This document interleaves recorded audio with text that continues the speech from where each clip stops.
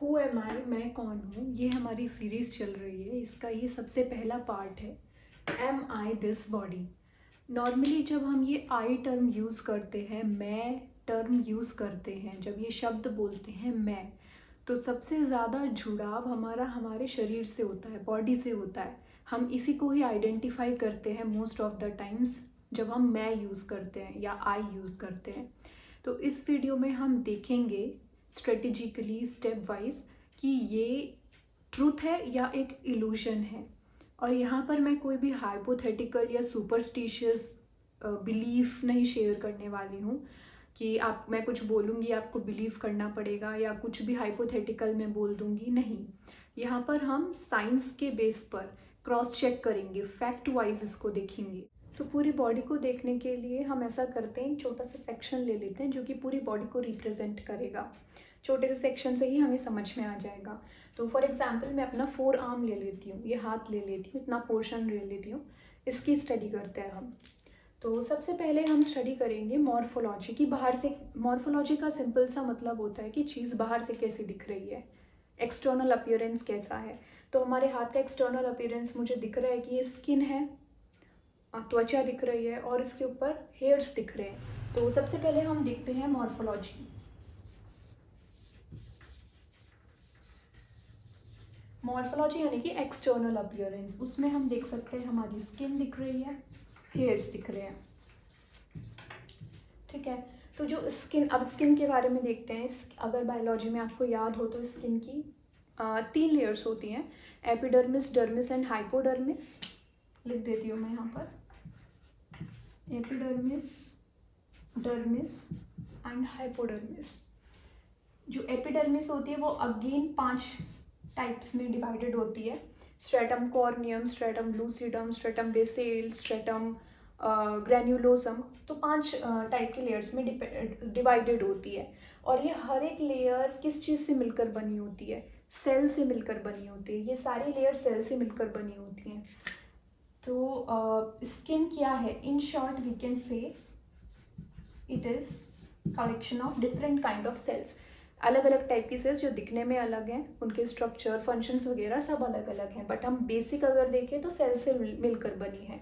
Similarly hairs, hair का structure आपने देखा होगा, अगर पढ़ा होगा, ये भी सेल से मिलकर बना होता है।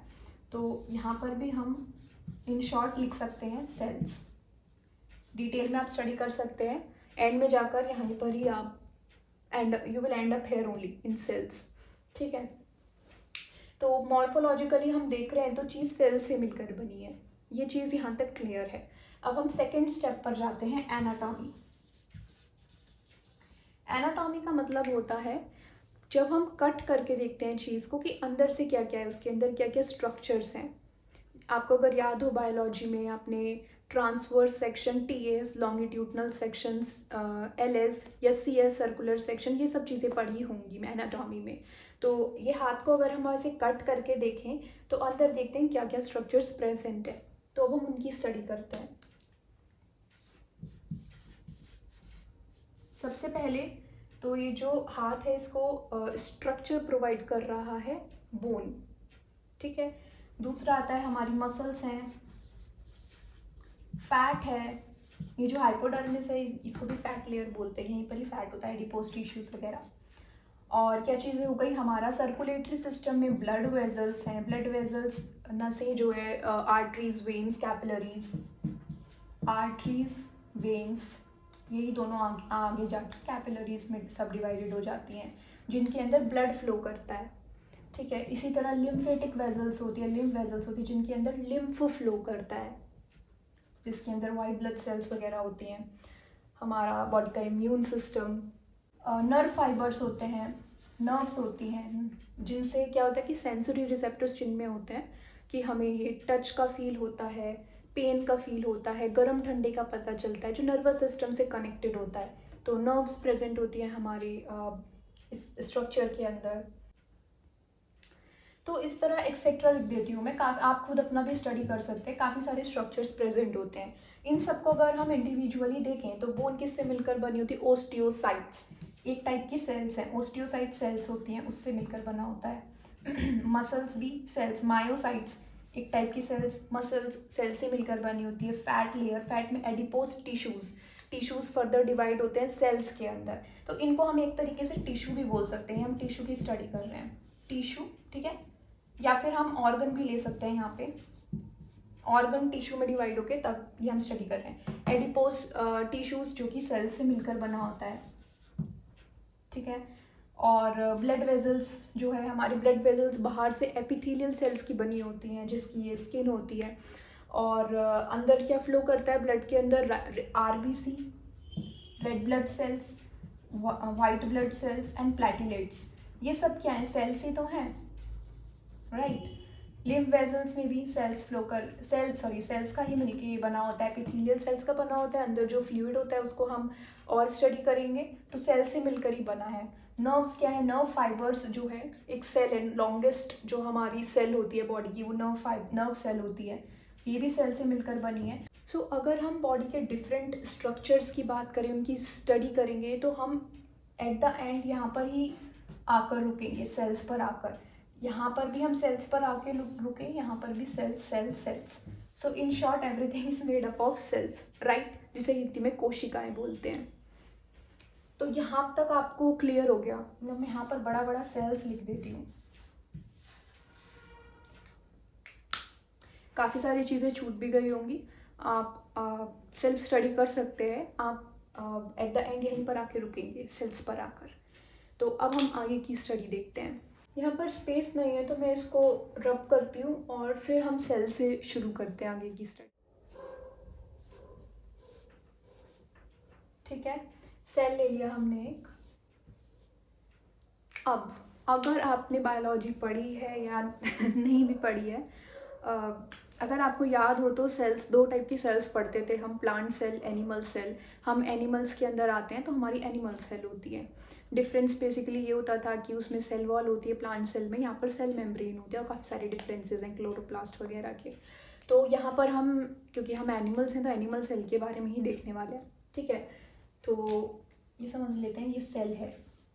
अगर आपको याद है अच्छी बात है, नहीं याद है तो मैं थोड़ा सा ओवरव्यू दे रही हूँ कि जिससे आपको समझ में आ जाए, आपकी ब्रेन को समझ में आए। तो ये एक सेल है, ये आउटर मोस्ट लेयर, इसको हम बोलते हैं प्लाज्मा मेम्ब्रेन या फिर सेल मेम्ब्रेन, ठीक है। इसके अंदर होता है, सबसे बीच में न्यूक्लियस होता है, न्यूक्लियस के अंदर न्यूक्लियोलस होता है। लिखने की ज़रूरत नहीं क्योंकि बायोलॉजी का लेक्चर नहीं चल रहा है, यहाँ स्पिरिचुअलिटी पढ़ रहे हैं हम। और यहाँ पे कई सारे सेल ऑर्गेनल्स होते हैं, वैक्यूल्स होते हैं जिसके अंदर सेल सैप और क्या बोलते हैं फ्लूइडी फिल होता है। और यहाँ पे सारे में साइटोप्लाज्म होता है। साइटोप्लाज्म एक तरीके से फ्लूइड ही होता है।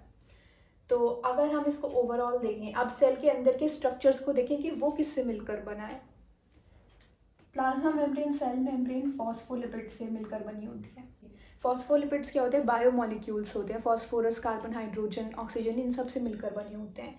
अगर हम न्यूक्लियोलस या न्यूक्लियस की बात करें तो ये इसके अंदर होते हैं न्यूक्लिक एसिड्स, न्यूक्लिक एसिड से मिलकर बना होता है।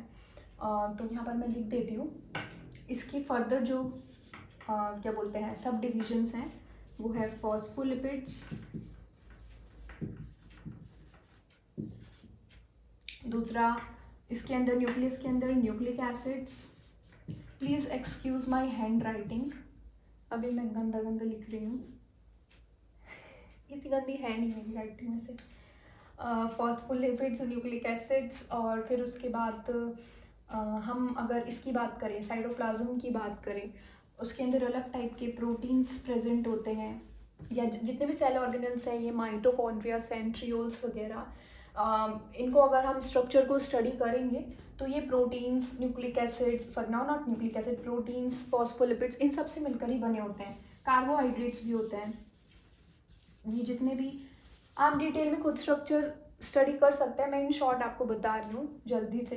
तो ये सारी चीज़ों से मिलकर ये पूरा सेल बना होता है एट द फंडामेंटल लेवल, और ये सारी चीज़ें होती हैं बायोमोलिक्यूल्स। ऑर्गेनिक केमिस्ट्री में पढ़ा होगा। अब आप देख रहे हैं कैसे हम पहले बायोलॉजी से स्टार्ट किया था हमने, और अब हम केमिस्ट्री में आकर रुक गए हैं, ऑर्गेनिक केमिस्ट्री में, ठीक है। ये बायोमोलिक्यूल्स होते हैं ये सारे। अब हम इतना समझ में आ गया है, तो सेल किससे मिलकर बनी है? बायोमोलिक्यूल से मिलकर बनी है। अब इसको हम फर्दर सब डिवाइड करते हैं। ये क्या है? कार्बन, हाइड्रोजन, ऑक्सीजन जिनके अंदर होता है, प्रोटीन्स हैं इसके अंदर, नाइट्रोजन और होता है, सॉरी नॉट नाइट्रोजन, बहुत सारे होते हैं, जैसे हमने पढ़ा होगा प्रोटीन्स एमिनो एसिड से मिलकर बने होते हैं। 20 टाइप के टोटल पढ़े हैं, 10 एसेंशियल, 10 नॉन एसेंशियल। तो उनके स्ट्रक्चर हमने पढ़े हैं, ट्रिप्टोफैन वगैरह याद हो अगर आपको, नहीं तो आप गूगल पे सर्च करके देख लीजिए। न्यूक्लिक एसिड से इसमें एक्स्ट्रा नाइट्रोजन भी होता है, फॉस्फोलिपिड्स हो गया। तो आपने इन सब के स्ट्रक्चर पढ़े होंगे, अगर नहीं पढ़े तो आप गूगल करके भी देख सकते हो। तो एक तरीके का स्ट्रक्चर ऑर्गेनिक केमिस्ट्री में आपने पढ़ा होगा, स्ट्रक्चर्स वगैरह होते हैं, कुछ कुछ ग्रुप्स अटैच्ड होते हैं, ठीक है, कुछ भी मान लेते हैं। तो ये सारे उससे मिलकर बने होते हैं। तो एक तरीके से ये ऑर्गेनिक प्लस इनऑर्गेनिक मॉलिक्यूल से मिलकर बने हैं,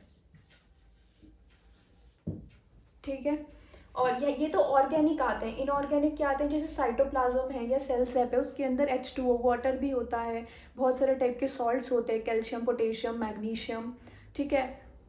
तो वो ये सारे क्या हैं? इनऑर्गेनिक एलिमेंट्स हैं। तो इनऑर्गेनिक में आता है जैसे कि H2O आ गए, हमारे सॉल्ट्स आ गए, वो भी सेल स्ट्रक्चर में प्रेजेंट होते हैं। और ऑर्गेनिक में क्या आ गए? ये सब कार्बन, हाइड्रोजन, ऑक्सीजन वगैरह।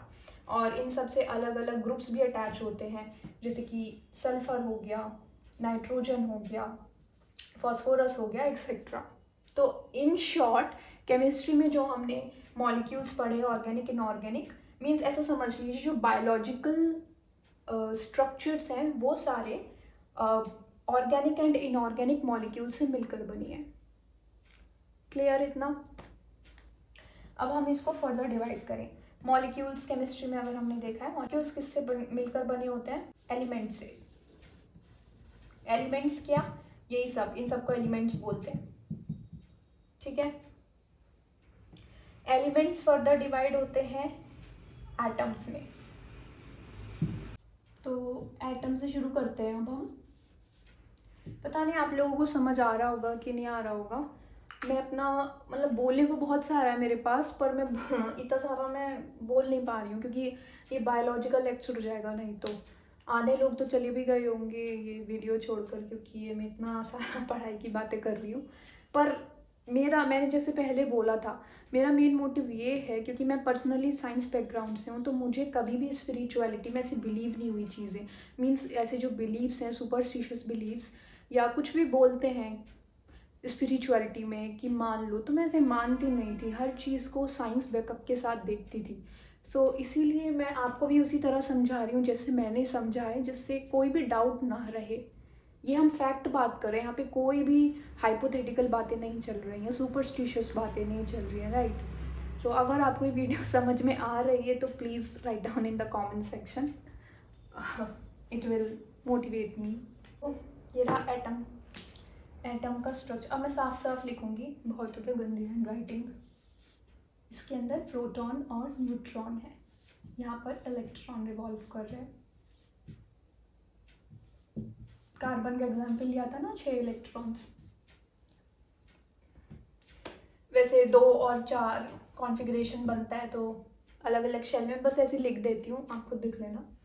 तो अब इसमें हम देखने वाले हैं कि 2 चीज़ें हो गई, एक तो हो गया प्रोटॉन, न्यूट्रॉन,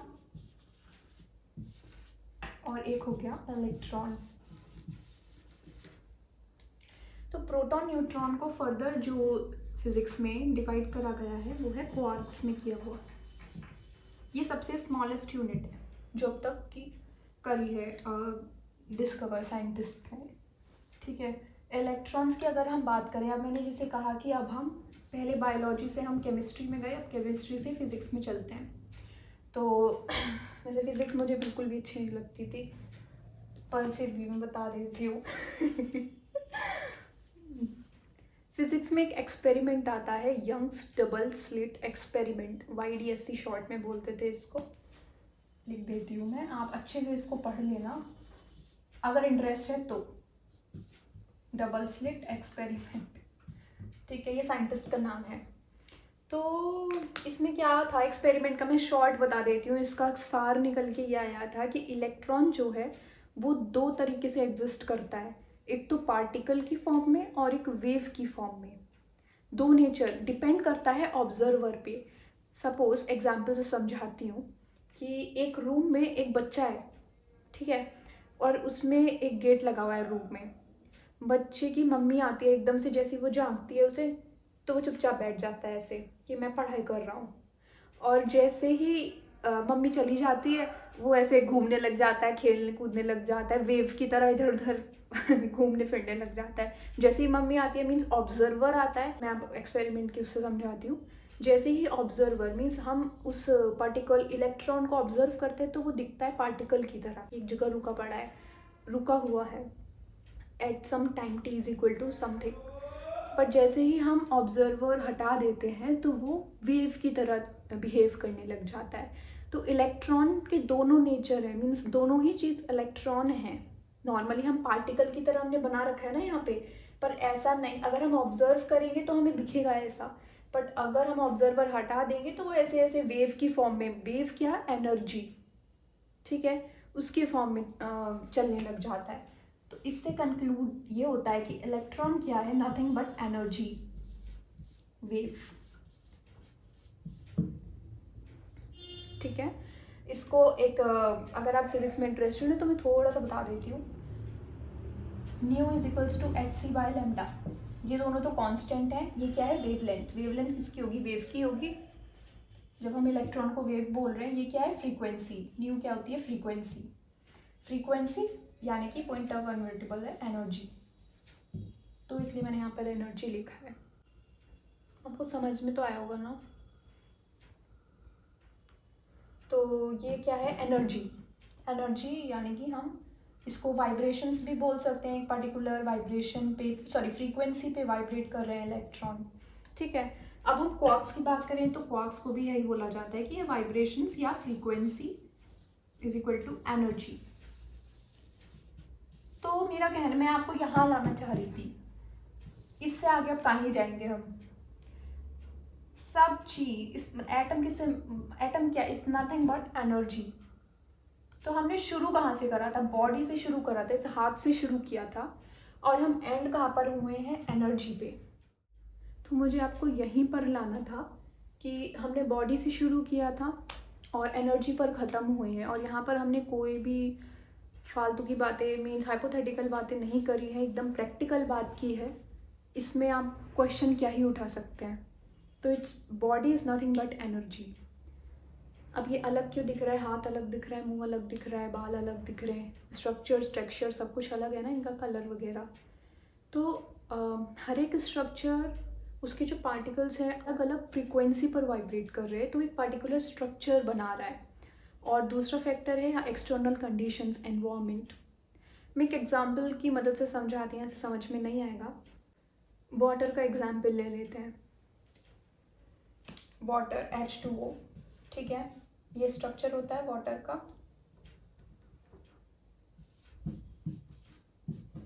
ठीक है। वाटर कैसा होता है, 25 डिग्री सेल्सियस टेम्परेचर पे वाटर पानी जैसा होता है, ठीक है, फ्लूइड स्टेट में होता है। इसके पार्टिकल्स कुछ इस तरह वाइब्रेट कर रहे होते हैं, इतनी डिस्टेंस पे वाइब्रेट कर रहे हैं, ठीक है। थोड़े थोड़े, केमिस्ट्री में याद होगा, आपने पढ़ा होगा, स्टेट्स ऑफ मैटर चैप्टर में बचपन में पढ़ा होगा। और दूसरा कंडीशन हम क्या लेते हैं कि 0 डिग्री सेल्सियस या उससे कम की कंडीशंस। तो उस पर क्या होता है, ये जो वाटर है वो फ्रीज हो जाता है, आइस बन जाता है, बर्फ़ बन जाता है। क्यों, क्योंकि जो एनर्जी है, काइनेटिक एनर्जी बहुत कम हो जाती है। ये जो पार्टिकल्स है एकदम एकदम कंडेंस्ड हो जाते हैं, एक दूसरे से एकदम चिपक जाते हैं। जो इनकी वाइब्रेशन होती है, फ्रीक्वेंसी, जिस फ्रीक्वेंसी पे वाइब्रेट कर होते हैं, वो फ्रीक्वेंसी, जो इनकी वाइब्रेशन की जो फ्रीक्वेंसी है वो बहुत ज़्यादा कम हो जाती है, तो एकदम चिपके चिपके हो जाते हैं, तो ये आइस बन जाता है। दूसरा, 100 या उससे ज़्यादा टेम्परेचर किया तो ये भाप बन गया, वेपर की फॉर्म में उड़ गया। क्यों, काइनेटिक एनर्जी बहुत ज़्यादा हीट के कारण इतनी दूर दूर वाइब्रेट करते हैं ऐसे ऐसे करके, तो वो वेपराइज हो जाता है। तो अब मुझे आप एक बात बताओ, ये जो पानी है तीनों केसेस में रहा तो ये H2O ही ना, यहाँ पर भी H2O है, यहाँ पर भी H2O है, यहाँ पर भी H2O है, पर दिख क्यों अलग रहा है हमें, केवल एक फैक्टर की वजह से, एक्सटर्नल कंडीशन, यहाँ पे टेम्परेचर जो है एक्सटर्नल कंडीशन है। कहने का मतलब है कि एक्सटर्नल कंडीशन अगर चेंज कर दो तो जो फिजिकल स्टेट है मैटर की वो चेंज हो जाती है। तो इसी तरह हमें हाथ हाथ क्यों दिख रहा है, क्योंकि हमारा जो कंडीशन है वो एक ही है, एक जैसी कंडीशन है, उसमें ऐसा ही दिखेगा। फॉर एग्ज़ाम्पल अगर मैं आग जल रही है उसके अंदर चली जाऊँ, जल जाएगी बॉडी, ऐश बन जाएगा मेरा। 70% बॉडी वाटर की बनी होती है, वाटर सबसे पहले इवेपोरेट होगा, ऑर्गेनिक जो मैटर्स हैं यानी कि बायोमोलिक्यूल्स जो भी मैंने समझाया था वो सारे बर्न हो जाएंगे, उनमें से वो H2O कर करके निकल जाएंगे, सारे ऐश बन के रह जाएगा। हाथ हाथ नहीं दिखेगा, फिर वो पाउडर की फॉर्म में दिखेगा। क्यों? क्योंकि एक्सटर्नल कंडीशन टेम्परेचर इतना ज़्यादा कर दिया है, राइट। तो एक्सटर्नल कंडीशंस की वजह से और पार्टिकल किस फ्रीक्वेंसी पे वाइब्रेट कर रहे हैं उसकी वजह से, और प्लस हमारा जो ये इंस्ट्रूमेंट है, ये आँखें, इसकी वजह से चीज़ें ऐसी दिखती हैं। स्पिरिचुअलिटी के टर्म में बोलूँ तो ये सब माया है, इल्यूजन है, शक्ति है, शिव शक्ति बोलते हैं ना, तो उसमें शक्ति है। शक्ति ही मैनिफेस्टेशन है, फिजिकल मैटर जो हमें दिखता है सब कुछ वो शक्ति की ही क्रिएशन है। उसके अंदर कॉन्शियस है शिवा की, वो हम बाद में डिस्कस करेंगे खैर। लेकिन आप ये देखो, इट्स नथिंग बट एनर्जी। तो क्या मतलब, कहने का मतलब ये है कि फिजिकल कंडीशंस चेंज कर दो, ऑब्जर्वर चेंज कर दो, ऑब्जर्वर चेंज कर दो। उसका भी एग्जांपल एक मैं देती हूँ। फॉर एग्जांपल मैं अभी इलेक्ट्रॉन माइक्रोस्कोप ले आती हूँ यहाँ पे। इसको अगर इलेक्ट्रॉन माइक्रोस्कोप से इस बोर्ड को देखूँ तो इसमें मुझे एटम्स दिखने इलेक्ट्रॉन्स दिखने लग जाएंगे वाइब्रेट करते हुए। बोर्ड नहीं दिखेगा, इलेक्ट्रॉन दिखेंगे। तो मतलब ऑब्जर्वर का डिफरेंस है खाली। तब हमने आंखों पे इलेक्ट्रॉन माइक्रोस्कोप लगा लिया और अभी हमारी नेकेड आइज है। चीज़ तो वही है बट दिख अलग अलग रही है ऑब्जर्वर चेंज होने की वजह से। समझ आया आपको? फॉर एग्जाम्पल मुझे ही कोई इलेक्ट्रॉन माइक्रोस्कोप से देखे, मेरे एक फिंगर को देखे तो वो एटम्स दिखेंगे उसको, सॉरी इलेक्ट्रॉन्स दिखेंगे, उंगली नहीं दिखेगी ये। तो ऑब्जर्वर चेंज होने से जो मैटर है वो अलग अलग दिखता है। तो मैं कहना चाहती हूँ कि ये चीज़ कितनी टेम्पररी है, बॉडी कितनी टेम्पररी है। एक्सटर्नल एनवायरनमेंट चेंज कर दो तो इसकी फॉर्म चेंज हो जाएगी, ऑब्जर्वर चेंज कर दो तो इसकी फॉर्म अलग दिखने लग जाएगी। तो इतनी टेम्पररी चीज़ क्या मैं हो सकती है? अब इसका प्रूफ जो अपने स्पिरिचुअल स्क्रिप्चर्स पढ़े होंगे, फॉर एग्जाम्पल मैं रिलीजन, किसी भी रिलीजन की यहाँ पर बात नहीं कर रही हूँ, you can be from any religion. यहाँ पर हम सच की तलाश कर रहे हैं, ट्रुथ के पीछे हैं। तो रिलीजन का कोई मतलब नहीं है यहाँ पर है सच, ट्रुथ क्या है, किसी भी रिलीजन की हेल्प से हम देख सकते हैं। फॉर एग्जाम्पल भगवद गीता में लिखा है आत्मा के लिए कि आत्मा अमर है, ना कभी मर सकती, ना कट सकती, ना जल सकती, उसका कुछ नहीं हो सकता। मतलब कि उसको कोई कुछ हो ही नहीं सकता एक्सटर्नल चीज़ के कारण। कहने का मतलब क्या है, वो नेति करते हैं, चीज़ों को नेगेट करते हैं कि ये भी नहीं है, ये भी नहीं है, ये भी नहीं है। इट मीन्स आत्मा को वो परमानेंट बोलते हैं कि आत्मा यानी कि जो रियल सेल्फ है हम, वो परमानेंट है। तो ये बॉडी जो कि एकदम से कंडीशंस चेंज करने पर चेंज हो जाएगी, इतनी टेम्पररी चीज़ क्या मैं हो सकती है? Think about it. वो जो स्क्रिप्चर्स में लिखा है और ये जो हमने निकाला है, इसको जोड़ के देखो। वो जो स्क्रिप्चर्स में लिखा है वो सच है, सत्य है ऑब्वियसली। तो ये जो हमने निकाला है सार अपनी बॉडी का, तो बॉडी को क्या तुम फिट कर सकते हो उसमें, उस कैटेगरी में? क्या बॉडी मैं हो सकती है? Ask yourself. ठीक है, ये सब तो हमने देख लिया साइंस के थ्रू कि हम ये बॉडी नहीं है। पर ये बताओ मुझे कि जैसे इंसान की जब मृत्यु होती है, वो मर जाता है इंसान, बॉडी मर जाती है, जो भी बोलो, जैसे बॉडी पड़ी, मतलब ये पड़ा हुआ है इंसान या बॉडी पड़ी हुई है मरने के बाद, तो हम क्या बोलते हैं कि बॉडी को यहाँ रख दो, बॉडी को वहाँ रख दो, बॉडी को ले जाओ, राइट? ये तो नहीं बोलते हैं कि सपोज़ इंसान का नाम कुछ भी है, सपोज़ जय है इंसान का नाम, तो जय को ले जाओ, नहीं अपने पे रख के देखिए आप, ऐसा नहीं बोलते ना। हम बॉडी एकदम से टर्म यूज़ करना शुरू कर देते हैं। इसका मतलब मैं बॉडी नहीं है, मैं कुछ और था, क्योंकि मरते ही वो जो नाम था वो हट गया, बॉडी बोलने लग गए। एक ये एग्जाम्पल, इस पे आप सोच सकते हो। दूसरी चीज़ मैंने ऑब्जर्व की है कि जैसे हम बोलते हैं ये मेरा हाथ है, ये मेरा फेस है, ये मेरे बाल हैं, तो हम हमेशा बोलते हैं मेरा ये है, मतलब कि मैं ये कुछ हूँ और मेरे ये हाथ हैं, हैंड्स हैं, लेग्स हैं, हेयर्स हैं, या मेरा किताबें हैं, कुछ भी बोल दो, मेरा कुछ भी, कुछ मेरा घर है, मेरा बिजनेस है, तो मेरा मेरा करके बोलते। इसका मतलब ये तो नहीं बोलते ना कि मैं ये हाथ हूँ, मैं ये पैर हूँ, मैं ये बाल हूँ, या मैं ये बिजनेस हूँ, ये तो नहीं बोलेंगे। इसका मतलब मैं कुछ और हूँ, ये सब चीज़ें मेरी हैं, पोजेशंस हैं, राइट। तो जिस चीज़ को भी हम बोलते हैं मेरा ये, मेरा वो एक्चुअल में मैं तो नहीं है। हम यहाँ क्वेश्चनिंग करें मैं क्या है। सोच के देखो, मेरी बॉडी है, मेरे इमोशंस, मेरा दिमाग। ये तो नहीं बोलते मैं दिमाग हूँ, मैं इमोशन हूँ, मैं बॉडी हूँ। There is a difference, subtle difference, you can think about it. यहाँ पर ये स्पिरिचुअलिटी में ऐसा नहीं होता है कि रटा रटा या कुछ बोल दो और आपको वो समझ जाओ, कॉन्सेप्ट्स हैं समझ जाओ और हो गया।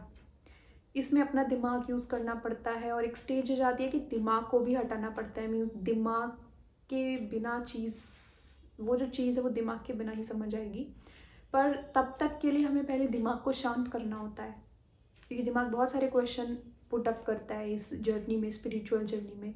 अच्छा ऐसा है, ऐसा नहीं तो ऐसा है, नहीं नहीं ऐसा है, ये गलत, ये सही, ये सब करता रहता है। तो इसके थ्रू हम क्या कर रहे हैं, दिमाग को संतुष्ट कर रहे हैं, उसे शांत कर रहे हैं कि देख, जो तेरे दिमाग में ऑलरेडी इन्फॉर्मेशन फीडेड थी, अब बता सही तो है, ये एनर्जी है, बॉडी थोड़ी ना है हम, राइट। तो यहाँ पर मैं क्या कर रही हूँ कि आपको डायरेक्टली ऐसे आंसर नहीं दे रही हूँ कि मैं बॉडी नहीं हूँ। अगर मैं बोल दूँ कि मैं बॉडी नहीं हूँ, या ये आई जो है ये बॉडी नहीं होता है, आप मान जाओगे? नहीं मानोगे। क्वेश्चन आपका दिमाग जो है क्वेश्चन पुट अप करेगा, क्यों नहीं है, ये वो फलाना ठिकाना।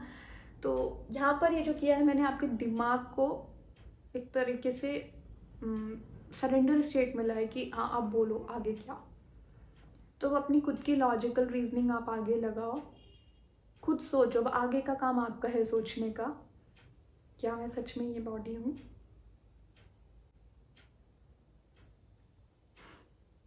So that's it for today's video. Thank you so much for watching. Next video में हम दूसरा एलिमेंट देखेंगे, इमोशंस। क्या मैं इमोशंस हूँ, या क्या मैं दिमाग हूँ, क्या मैं माइंड हूँ, माइंड क्या होता है, माइंड के पार्ट्स क्या होते हैं, बाकी सारी चीज़ें देखते हैं। और अगर आपके दिमाग में कोई सजेशन है कि नेक्स्ट वीडियो में उस पर करूँ, तो आप प्लीज़ कमेंट सेक्शन में लिख सकते हैं। So thank you so much for watching, take care.